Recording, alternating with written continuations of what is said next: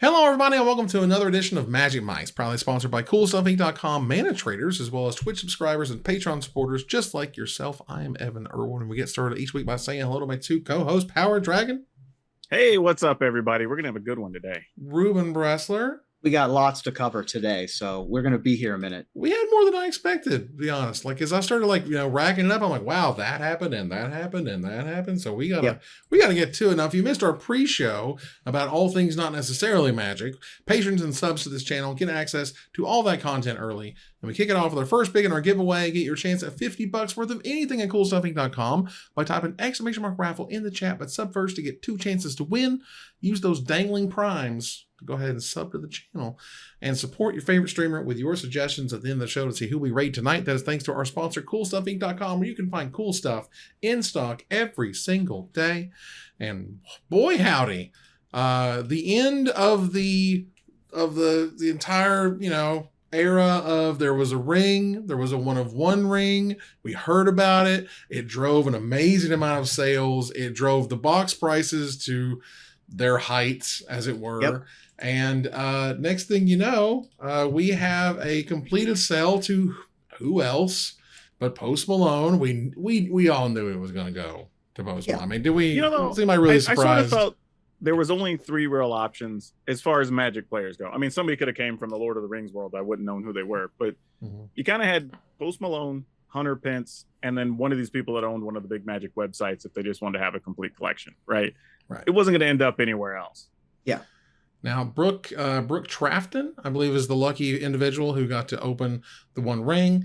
There's some numbers being floated around that he paid $2 million or 2.6, but as I understood, Ruben, you were saying $2 million plus the taxes is where this 0.6 came from. I believe I saw an interview recently where that must have happened within the last day or so. One of these, podcasters that have an interview where everybody sits on a couch and they've got really nice recording equipment. You know the kind of podcast I'm talking about. One of those where the host is someone you've never seen before, but they're interviewing Drake for some reason. Anyway, it was one of those interviews and Post was on there, and Post Malone said he paid $2 million. And the assumption being that the 0.6 of that 2.6 was that Post also paid for all the taxes, which both makes sense and is lovely. And it seems like this gentleman, all he wanted to do was open Magic cards and be a fan of the game. And he had a statement at one point where he was like, if I was in a position to be able to keep this, I would just keep it. But the fact that I can sell this and change my life in such a drastic way and sell it to someone who I'm such a huge fan of and who will also cherish it as much as Post Malone will was like everything that you could have possibly wanted. I can't think of a better scenario for Wizards from a standpoint of marketing, of a better person to have opened it with his attitude and his optimism than for him to seek out Post Malone, who's the biggest, probably the most notable Magic-related celebrity in the world right now, to sell it to, and they record it and get all of this positive publicity on TikTok and other social medias. It was just lovely to see. When we talk about why they do these crossover products, other than just bringing people in, some of it is the publicity. And if you think about the fact that we've basically gotten, 5 months worth of people talking about Lord of the Rings. Like there was all this up and down with the ring, who's going to find it, who's going to buy it. There was speculation for weeks. People have talked about the different soul rings out of the set. We had one of the hobbits actually DJ an after party for Arena, right? All this stuff, all from the set. Like to buy that much PR for a company would have definitely cost them a couple $1 million. Absolutely. Just to buy that. And this has done so much more and made them money along the way. Yeah. So there's nobody I know that $2 million would not change their life significantly, for sure. Night and day. And I saw Brook Trafton's Twitter or X or TikTok, and he's a 36-year-old dude from near Toronto. I'm 36. $2 million would change my life insanely. Yeah. And I think that couldn't have happened to a nicer guy from everything I've heard so far, and just was awesome. Yeah. The way it wound up, this is just like the feel-good story of the year. Yeah, I mean, congrats to him and his family and all the cool things he's going to be able to do now that happened to him. So congratulations. Now we move out of here to the first pick. To gather the townsfolk, thanks to our sponsor, Mana Traders, the best tool to enhance your Magic Online experience. Use the code MAGICMINDS for 12% off your next subscription with Mana Traders. Tell them we sent you. We appreciate their sponsorship here on the show. We're going to move on here to some pretty cool stuff for the preview panel roundup. Now, there's a much, much bigger reveal of stuff this weekend at Gen Con, the 30th anniversary of Magic being there. They're going to probably talk about everything in 2024, which is going to be awesome. Lay out all the plans and all the cool stuff we have to look forward to. But there's plenty of other things that we can talk about. And one of the things that came out, just kind of in particular, was that Mark Rosewater and Gavin Verhey discussed the R&D philosophy for Planeswalkers going forward. Is the general intent is that there's only one Planeswalker per set. Wow. I don't have a problem with that. I mean, because I felt like for a while we were getting kind of scripted Planeswalkers, like this one makes a way to protect itself, and then this one draws a card or not, or whatever, right? Right. And I imagine from an R&D perspective, you probably look and go, okay, how many more versions of Chandra do we have in the tank, right? Like, so at some point, like, if we only had to make a Chandra once a year now, for sure, if you even do once a year, that feels a little bit easier to probably manage, right? Or maybe now you can leave some of them to go into special products or whatever, because you're not getting them as often, and they feel better there. So yeah, it kind of makes sense, really. And we've also killed off, or not killed off, some of them got desparked. So we only have like half as many to pick from anyway. That's what I was going to say, is that the grand desparkening that occurred at the end of All Will Be One means that we will have more visitors of other planes dropping in, but fewer actual planeswalkers. So I would not be shocked to see, more guest stars of other types, but the card type planeswalker will be rarer, which makes sense from a story perspective. And honestly, at this point, I feel like there's a good amount of fatigue associated with the planeswalker card type. I don't think you particularly want to continue to have decks that are 5 planeswalkers be the driving force in your metagame. Because part of the game is about creatures, and a big part of the game is about the interplay of the combat step. And by the way, planeswalkers are the most complicated of the card types, so the barrier for entry increases. They're hard to design, they're hard to test for, they can mess things up, they have so many words on them, and the ones that are being made recently have so many words on them, which we'll get to. The thing is, though, the next plan is, I'm going to start a pool and everybody's welcome to play. How long till we get a bunch of planeswalkers in a set? Sure. Warp Spark Part 2. Exactly. You know it's coming. Everybody's going to get their spark back. It might be 2-3 years from now, but it's coming. Right. So the next time we face down the next big bad. To go through some of this preview panel, sort of, at least in somewhat of the same order, which it will you show it to me? God, Twitter's horrible these days. Okay, well, it's not being helpful, which sucks. Thanks, X. Thanks, X. You're great. Either way, one of the things it started with was a lot of Doctor Who stuff, and it showed some of the doctors and some of the doctor's assistants. Some of the cards, like the TARDIS, got previewed and stuff. Some of the sagas were in there, which were cool. And one of the things they actually disclosed is that there's going to be serialized cards in the collector boosters. But they're going to be serialized based on the number of the Doctor. So the 10th Doctor is going to have 510 unique versions. And that's cute. And the 11th Doctor is going to have 511 and so on. And that's kind of how they're going to have those serialized, which I thought was super crazy rad. When you said that, my first thought was like, they're just going to be 10. Oh, sure. Know, right? Yeah, just 10 only. That'd be kind of insane. Fun. But yeah, so let's take a look if it'll let me scroll through a little bit. So it shows the doctors here in the special TARDIS showcase frames, which first of all, I think that looks amazing. The 10th Doctor is my favorite. TARDIS itself looks like a sweet card with that frame. Oh, like it really does. Yeah, it looks incredible, and Twitter is useless. So those are really cool. And again, the serialized doctors with serialized numbers from 501 to 513 matching the specific doctor, which was super rad. But we did get to Wilds of Eldraine, which was cool. And the last time, so they talked about sort of the last Eldraine set was about the Eldraine, and this is about the Wilds of Eldraine that's gone out. The Princess and Prince have lost their spark. So Will and Rowan Kenrith. Bill and Rowan, yeah. Who are the heirs to the throne after the deaths of their parents, are in quote unquote, I think that Will is the king. He also lost a leg, if I recall correctly. And Rowan, I don't know if she is a political leader so much as she's continuing to travel the multiverse. Someone who's more of a Vorthos than I am going to have to work on that one. But I'm pretty sure that Will sits on the throne. Fair enough. Well, they did post a creature land, which is always exciting stuff. And this is one of those where it plays around with the numbers a little bit, but it is technically a dual land. Restless Fortress is a rare land that enters the battlefield tapped.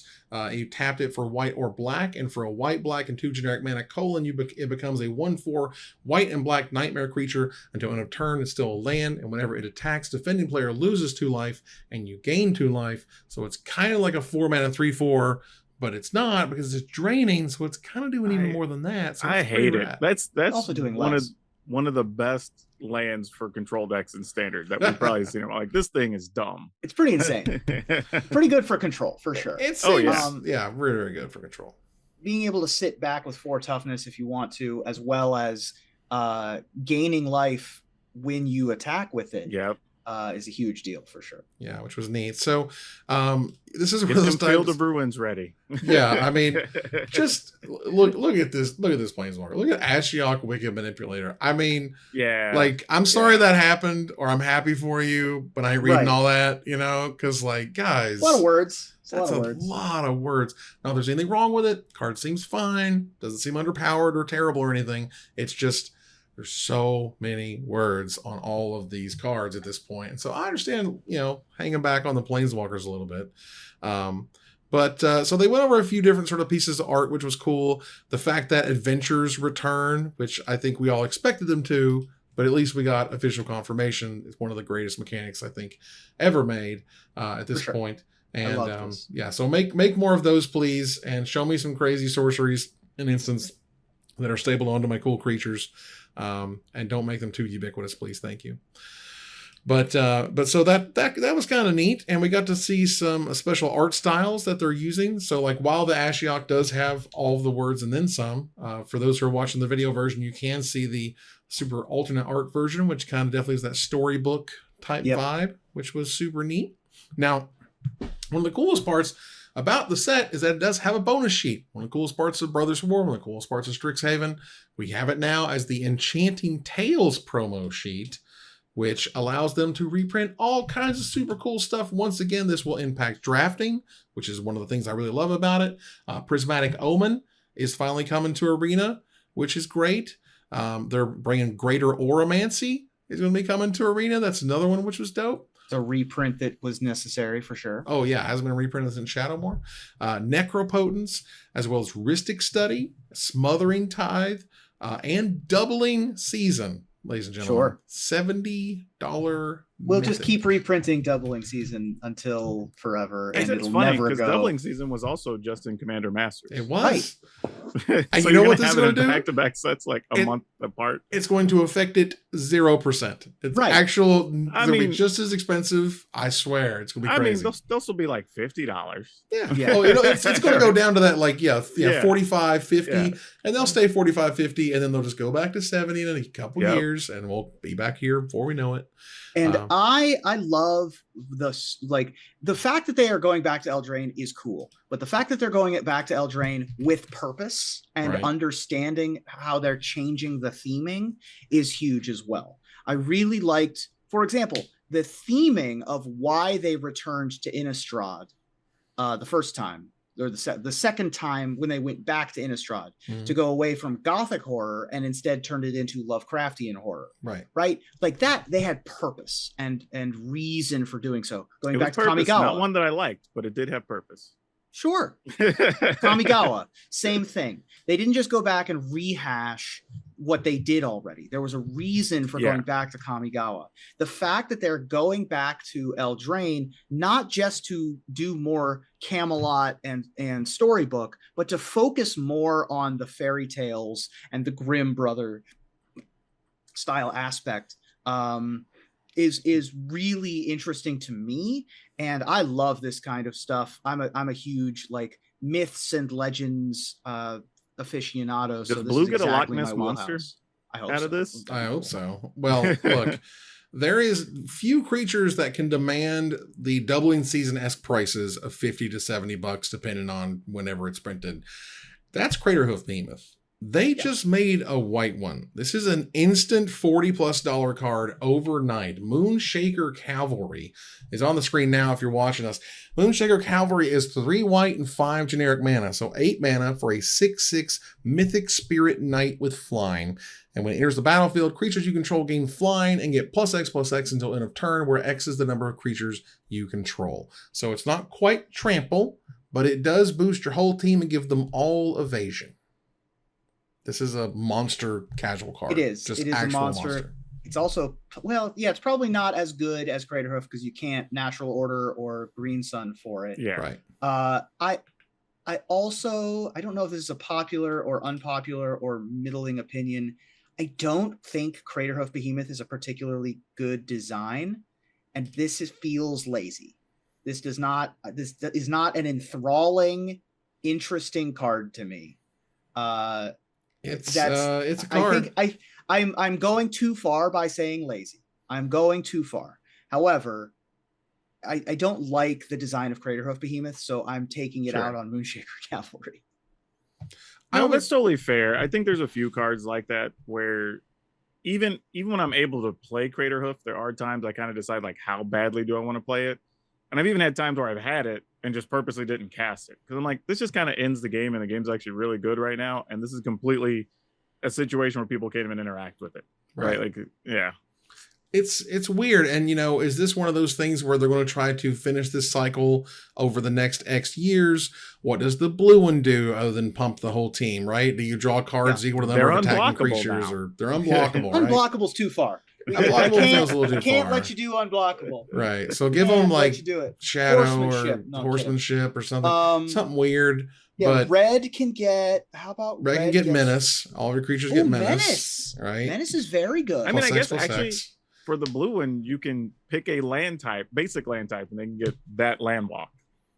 If they want to go back to land walking, they don't really like it too much. That's just unblockable with extra steps. It's true. I like black getting intimidate, red getting menace. Mm-hmm. Both feel really good. Right.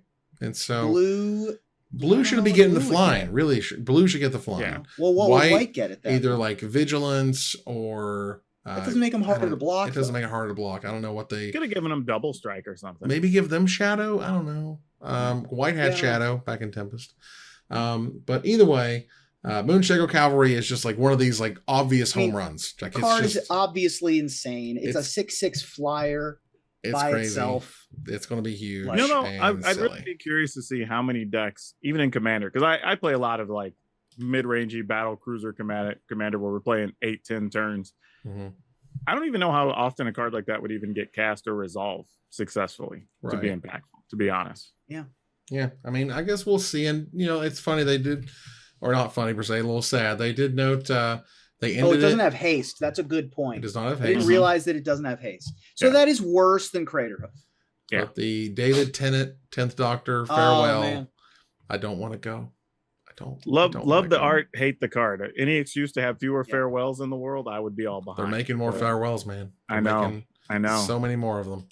Well, so this is a cool, interesting way to get people excited about the stuff. They're still also doing some anime borderless cards, which is a whole other thing, which is super rad. As soon as it can pull up here, we can take a look at it.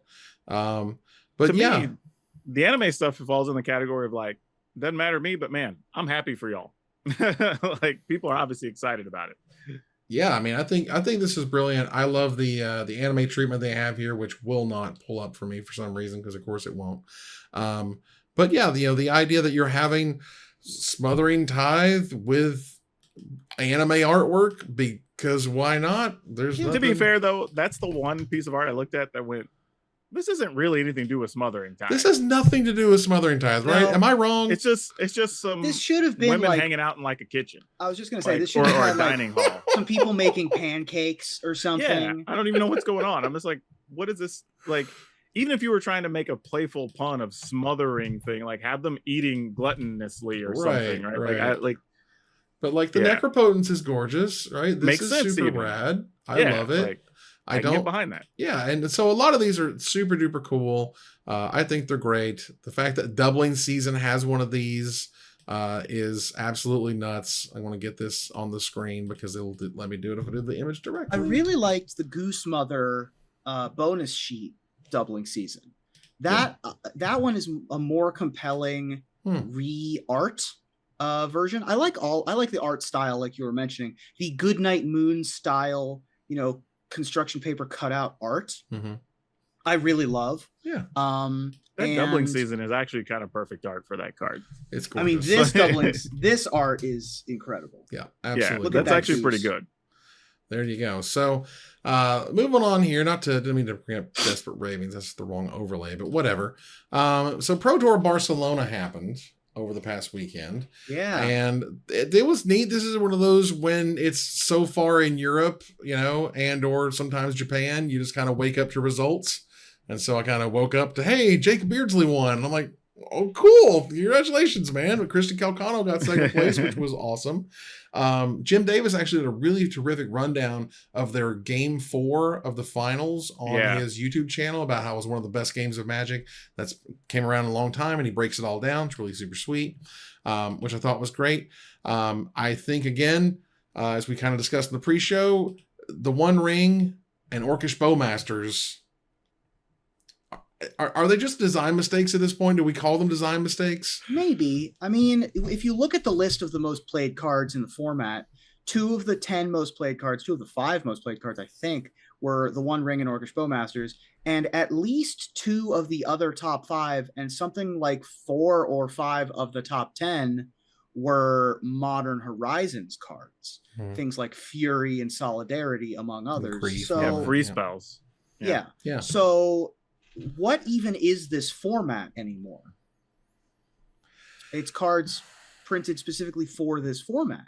Yeah, I would say Bowmasters is a tough one, right? To say, like, it almost feels like it's a design mistake, like I said, in the sense that it gives that much value for 2 mana. Right. Like that. So I could probably be talked into that one, but the fact that the One Ring is good enough that it's shown up in every format, in multiple copies and multiple decks, like, in Vintage, for God's sake. In Vintage, like it's... And a 4 mana artifact in Vintage, right? See an active, serious play. So, that one's definitely got to fall on that side of being a mistake. And I hate to sort of, I hate to hate on good cards. Like, these are wonderful cards that do super cool, powerful things. But if there's a bridge too far, I don't know if there's a better way to explain it than that these cards have taken over every format. Like, the One Ring should have had the flavor text of you can only have one of these in your deck. Yeah. Like, it should have been truly the One Ring, and it'd have been so much better. Yeah. And I hope that is the solution. That we still get to play with the fun, cool stuff. We only get one of it. There'll be some variants. It'll suck when your opponent gets it in their opening hand every time, whatever. But like, at least you can play with the One Ring, and it just isn't banned outright. So, and Orcish Bowmasters, I mean, I don't even know. Like, it's a wildly good card, man. It's an insanely good card for what it does. Just pushed beyond belief. There was some great praise for the coverage. I think Wizards has gotten really good. Like, seriously, kudos to the coverage peeps, because Ruben and I we know how hard that is. The fact they had this flow going, they had bit to bit to bit, they had game after game, they had people ready to go. They recorded stuff in advance, so they started the broadcast later. We talked about how brilliant that was last time. I think they've really started honing down what makes a great Magic broadcast, and it was really fun to watch. And you know what's funny? That's actually been happening on the non-Pro Tour broadcast, which has been really amusing. Like, when I recently got to do commentary for the Arena Championship 3, we had backup matches ready to go and everything, and we were just almost like, the downtime was minimal. Nice. It was usually just like, okay, we have like a 5-minute break between rounds, resetting, whatever, and then you're back to more coverage. Mhm. And I think they just saw that and learned from it. Went, hey, we could just do this for the Pro Tour, and then like people immediately just went, this is amazing. And I was kind of like, oh, let me go check it out. And I'm like, oh, this is just what everybody else has been doing that wasn't on the big show this whole time. Like it's tough to get the big show to change. Oh yeah. You know, it's just a lot of inertia to try to, and also because you've got different mouths to feed as it pertains to the biggest stage, it's tougher to convince everybody that something's worth doing, even when it's to us an obvious idea. I would say it's just Wizards as a whole, like being very resistant to change because they know what works, right? And they don't want to get outside that bubble because they're very risk averse. And even when the one time I actually got to do coverage for one of the Pro Tours during the pandemic, there was the issue of like, they don't even, you have to be careful even like how you speak about certain decks or whatever, because we don't want the player to think we're taking shots at them or whatever. And I'm like, everybody knows what the big bad villain deck is. Like if you chose to play it, like whatever, like we're not, you know, because on the other broadcast, I'll make jokes and we'll take bets on like who's going to win or not, or like we're cheering against a deck to lose or whatever. But the chat's having fun, everybody's enjoying it. But you can't do that on the big show, right? They don't want that. So yeah, it definitely makes sense. It took them a while to come around to this new way of doing content, but hopefully everybody else also learns from it and tournaments kind of all follow suit, because the more action you have, the happier people are going to be, and they just stay longer watching. Yeah. And good comment from Pharmacist Judge. When they got away from it needing to be exactly live and instead cut from it being live to tape, you know, you can have the illusion of being live without actually being live. Spoiler alert, Saturday Night Live doesn't actually record live at midnight on Saturday in New York City. That's pre-recorded and live to tape. Right. So the fact that they finally were willing to take that step is another huge step forward. Yeah, I mean, how many times did we go round and round? You're a tournament that features a broadcast, or you're a broadcast that features a tournament. Yep. And for so long, the tournament would always win, and you had to keep pace with what the tournament was doing, not slow things down or change things up for the broadcast. And just bit by bit, they started kind of slowly changing stuff to make it more about the broadcast, until finally, I think we've gotten a good, sort of equilibrium of what it takes. I will say though, I think what this does is show that you kind of still need the minor leagues to exist. Right, because that's where all this stuff was perfected and figured out, that now they can seamlessly work it in. And there's some people who do work behind the scenes on the big show that do work on like the arena championships, and I'm sure they took those learnings and were able to push them forward on the other broadcasts. So definitely need those other things to exist so we get that experimentation. I will also add that it seems to me that everyone was rejuvenated to make a furthered effort. I just feel like everyone wanted this tournament in particular, possibly because it was the Lord of the Rings Pro Tour and there may have been more eyeballs, possibly because it's been a while since we've had such a big stage or a while since you've even been to Barcelona or Europe to do an event. But everyone, from the performers to the players to everyone who participated, really, I feel like stepped up to the plate. All from, I thought that Asian Avenger did really cool stuff as like the shorts for social media. Cedric was even better than usual. Everyone sort of improved a little bit and together. And I thought that was notable from what I was watching. Just to kind of put a bow on this, because we got plenty of other stuff to talk about. As a guy who watches a lot of pro Counter-Strike, I watch a lot of, professional events and how they sort of handle not just the event, the gameplay and whatnot, but also the talent and how they feature and showcase the personalities of the players.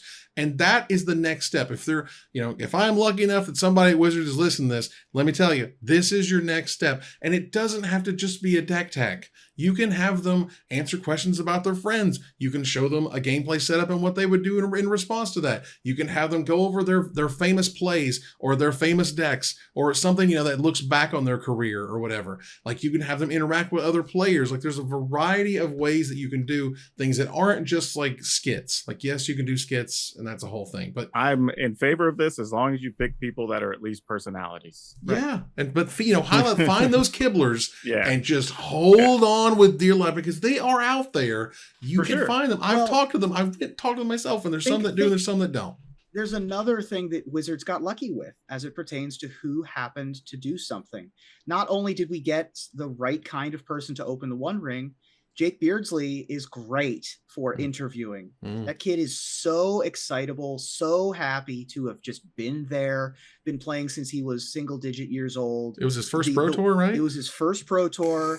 The moment when he made top 8 and ran to tackle his girlfriend is the best coverage moment of the year so far. There you go. And, you can tell the passion and excitement and but also he was ready for the moment.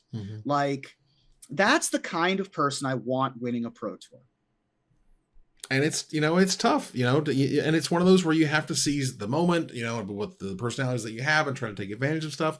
I know that's not easy. I understand it. Lord knows, Ruben, we've been there in the trenches. It's not easy, but that doesn't mean it's not worth trying. And I think they can go further and go better. And there's a whole reason why these large esports events have just one entire day that is just for media. And I know they do some of that now with a lot of deck techs and stuff. And I'm telling you, you can go a little bit further into the personalities of these people and let people be real fans of the players. I know Wizards is always so scared of that. It freaks me out. They're just like, it's all about the cards. I'm like, well, it's kind of about both, Anyway, so the State of Design 2023 was posted by Mark Rosewater. Now, the joke that has kind of come out of it is that every year they talk about cross-set synergy and how they need to have more cross-set synergy. And I'm serious. We've seen this for like 3 or 4 years in a row now, where he talks about like, the highlights were cool,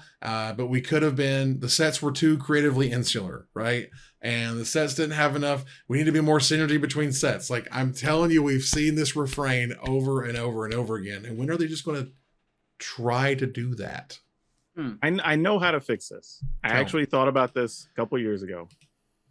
Every set, dedicate some number of cards. We'll call it 15. Maybe it's up to 30, right?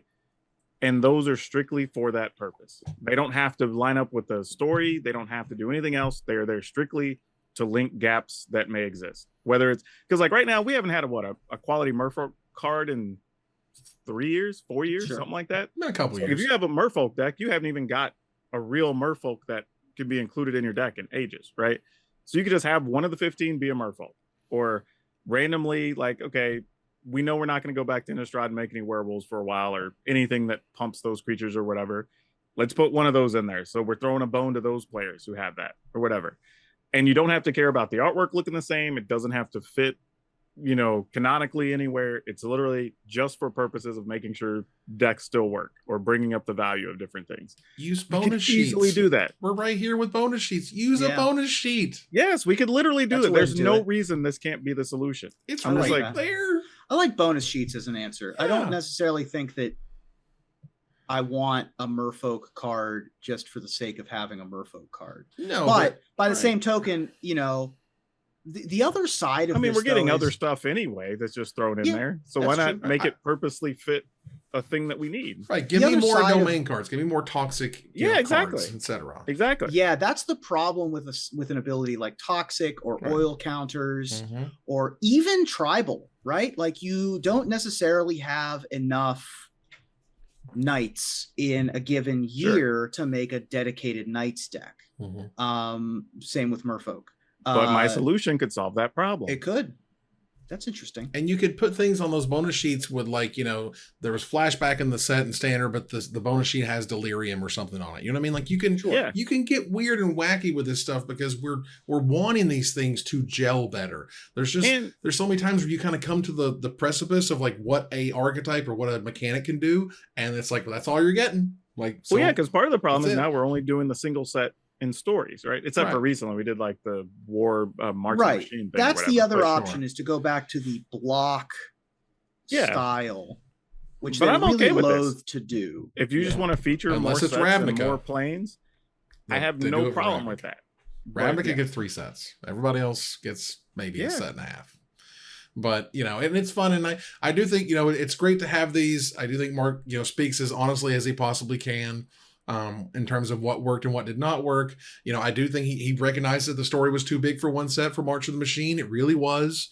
It felt like it stopped immediately once we were starting to have fun and we were on the roller coaster of, oh my God, the bad guys are winning. And it was like slammed to the wall and we're finished. The fact that Aftermath was way too small. People don't like paying for 6-card boosters. I don't care if it's all uncommons and rares. Like they don't like it. I think it was just the way it was packaged was bad. Yeah, agreed.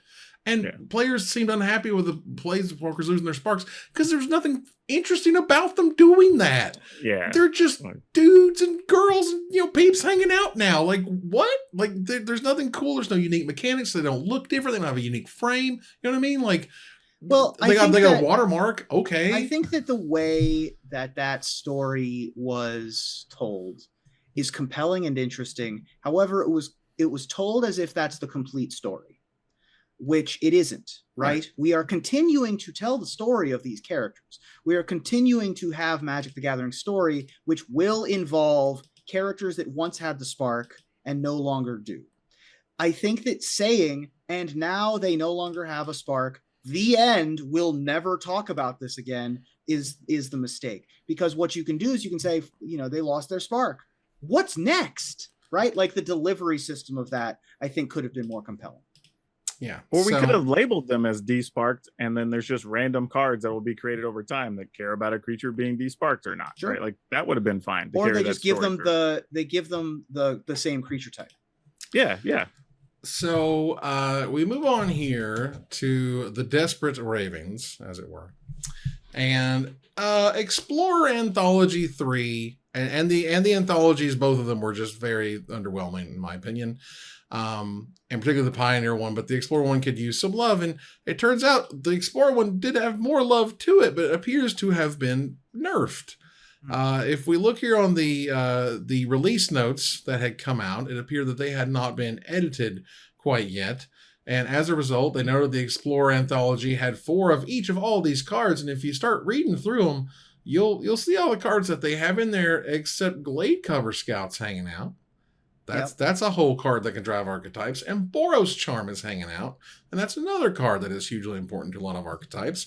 And I sure would love to have had those cards to play with in that anthology, and we did not get them. I don't know that those 2 cards would have saved anything. Probably not. I also don't think that Wouldn't hurt. anyone is like, ooh, you know what would make this format better? Glade Cover Scout. Boros Charm, I am more willing to believe would have made a format more interesting because there's not really a red-white burn deck in Explorer. Right. Or there's not really a compelling reason to play white in your burn deck, I suppose. Sure. But I don't know that Glade Cover Scout. I don't buy it. I don't buy that Glade Cover Scout would have made anything better. We got to get all the archetypes in there. You know what I mean? We got to get them all. Got to bring them in. Sure. Good, bad, or ugly. I'm a Slippery Bogle aficionado as much as the next guy, but I don't know that one's gonna cut the mustard. There you go. So there was the last little bits here was that the Bank of America did upgrade Hasbro's stock because Lord of the Rings has been absolutely killing it. That they're going to have much higher earnings than expected, and the people who have gigantic investments in Hasbro are going to be paid off as a result. So high five. And this is also where I think you can see Wizards went as deep as they possibly could with Lord of the Rings. They still have more Lord of the Rings products coming out at the end of the year. We ain't done yet, right? Yeah. So I'll also say when this story came out initially a year ago, whatever, I guess maybe beginning of this year, when people were freaking out about it, I was trying to tell people, like, it's not even going to be a thing. Like, we've seen steadily Magic's gone up and up and up. I think they've had like 3 down years in their 30-year history or whatever. Right. So like what a bank says to Hasbro about Magic, where it literally means 0. Mm-hmm. Like, they know what they need to do. They're going to keep doing it. It's going to keep making money. And at the end of the year, everybody's going to go, hey, thanks for that extra money. Well, Thanks for paying your loans. I think right? it's funny that we, with the benefit of hindsight, I think as each year goes by, Modern Horizons 2 becomes more and more of a mistake. And I mean, not just like a mistake, but like a serious, I really wish we hadn't done that type mistake. You know what I mean? And that's fair. And what they unleashed into the game and what the power level that they pushed everything to, putting all those mythics in the set that are going to be very, very expensive and warping entire formats as a result. Was it a good thing? I don't know. I guess. But you know what? We complain and then we take out our wallets and give more $20 bills. All right. We didn't even cover the VIP thing at Barcelona where people are like, I only paid 800 euros and I'm so mad. Yeah. I'm like, just stop paying 800 euros. I've literally thought that, like, about the VIP package. Like, you're partially paying just for all the crap they give you in there that you could resell or whatever, more than you are for the things you're doing at the event, other than having a convenient place to grab snacks and get away or whatever, right? Sure. Like, we kind of know what it is at this point. And I've seen VIPs that lean heavy and here's some stuff you can have that's cool and promotional you may be able to resell. And I've seen them that, it's all about massages and special rooms and snacks and whatever creature comforts we can provide. And it ebbs and flows, in terms of just what people know what you're value. buying. Look at the listing and you can kind of go like, I see why they're charging this or not. Right. And as it pertains to the Bank of America upgrading or downgrading Hasbro, I think it's interesting. It's a fun news topic and it's something that we should talk about, but it has almost no bearing on anything having to do with Magic as a game or you as Magic players. It is just something interesting to note. It is the umbrella that covers the company, right? Like, I mean, kind of good, bad. Like, if Hasbro is doing well, then there will be less pressure on Wizards to squeeze harder. There's always going to be that pressure. That pressure's not going away. But if it's doing poorly and the stock's doing poorly, which it did for a long time, and people are get stressed and they're worried and they're going to make the sales targets and yada yada, and then Lord of the Rings comes through and knocks it out of the park, that eases the stress across the whole company and ideally hopes to lets them make better creative decisions that aren't. Yeah, some of it too though doesn't greatly matter because let's say the bank gets angry in February. Lord of the Rings crap's already done. It's already in motion. It's already printed. The artwork's already purchased. Right. So it's not like, and Hasbro has shorter windows on some things because they're not having to produce art 9 months out or whatever. Right. So it does matter more for Hasbro than it does for Magic just because they just operate differently. And the amusing thing is, having been at Wizards, there's a bunch of people at Hasbro that have no idea how Magic functions because the Magic is almost like their adult brand. Mm-hmm. So they have like no idea about the market. It's a line item, It's a line item. They literally just go, the number went up. Whatever y'all are doing, it's so different and foreign, but it works, and your people love you, and they keep buying stuff. So keep doing it. Yep. I recognize that they're making decisions for 2025 right now, and that's difficult to do when you have weird pressures of today, and or a few months ago, for example. As we turn the corner here to the finisher. 2 of the biggest non-sequel movies of all time combined forces last weekend for the unholy alliance that is the cultural phenomenon known as Barbenheimer. It's an odd mix, but as a man who loves odd couples like cherry flavoring with Diet Pepsi, shout out to my favorite. I'm on board with weird combos. So tell me, what is the meta mixture you'd propose for Magic, Ruben?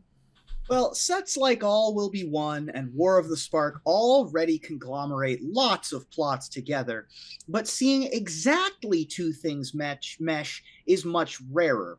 So my idea is to have the OG crew end up on Lorwyn to make the cutest classic Saturday morning cartoon adventure we've ever seen, Weatherlight Babies. Oh, yeah. Power Dragon? Okay, that's cool. Well, comic book mashups are a big part of that genre, obviously. So you can have Star Trek meets X-Men, as we've seen before, or even Archie and the Punisher. But what if we just took 2 of Magic's most popular cards and we gave the One Ring to Rick and had the One Ring on Rick from The Walking Dead? Wow. That sounds super scary. Well, look, if you want box office bash money, you got to slam together those big names. So my pitch is for Magic's Mickey Mouse Jace to face down the actual Mickey Mouse in the next set for Disney, the Lorcanaing, the most magical game on Earth. There you go. There you go. And that ends another live episode of Magic Mike's. Thanks for joining us here to discuss all things magic. Thank you, Power Dragon. Hey, good to be here as always. Fun chat. Good that everybody behaves themselves. Thank you, Ruben. That's right. Thanks for having me, and see you next week. Absolutely. We'll move here to our final slide. I want to thank our sponsor, CoolStuffInc.com, our co-sponsor, Mana Traders, my co-host, Power Dragon, and Ruben Bressler. You guys for watching and listening. I hope you support us at patreon.com/magicmikes. Please follow, like, tweet, favorite, share, subscribe to everything social that tells people we exist. Catch us online in our Discord, Twitch on TV at Magic Mikes, on Twitter at Magic Mikes Cast, our Magic Mike subreddit, and like the Magic Mikes page on Facebook. Or join us here next week. Same time, same place for another episode of Magic Mikes. Good night, everybody.